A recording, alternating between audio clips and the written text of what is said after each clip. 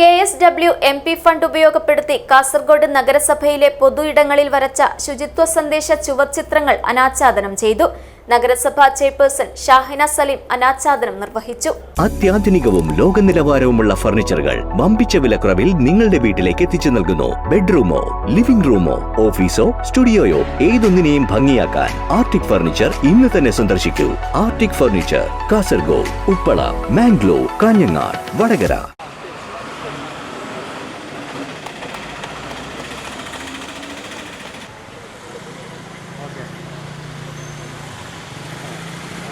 നമ്മൾ ഏറ്റവും കൂടുതൽ പ്രശ്നം അഭിമുഖീകരിക്കുന്നത് മാലിന്യ പ്രശ്നമാണ്. അപ്പോൾ നഗരത്തിനെ കൂടുതൽ സൗന്ദര്യവൽക്കരിക്കുന്നതിന് വേണ്ടിയിട്ടാണ് ഇത്തരത്തിലുള്ള പ്രവർത്തനങ്ങളൊക്കെ നഗരസഭയുടെ നേതൃത്വത്തിൽ നടത്തി മുന്നോട്ട് പോകുന്നത്.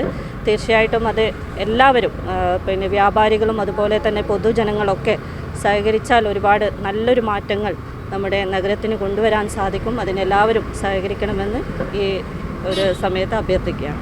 നഗരസഭ വൈസ് ചെയർമാൻ KM ഹനീഫ് അധ്യക്ഷത വഹിച്ചു.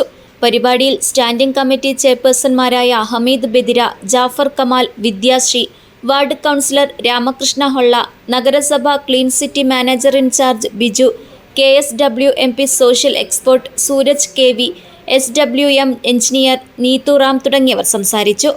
ആരോഗ്യ standing committee chairperson Meharunnisa Hameed സ്വാഗതവും നഗരസഭാ സെക്രട്ടറി ഷാജു നന്ദിയും പറഞ്ഞു. നഗരസഭ ആരോഗ്യ വിഭാഗം ജീവനക്കാർ, ശുചീകരണ വിഭാഗം തൊഴിലാളികൾ എന്നിവർ പരിപാടിയിൽ സംബന്ധിച്ചു. News bureau, Kasaragod.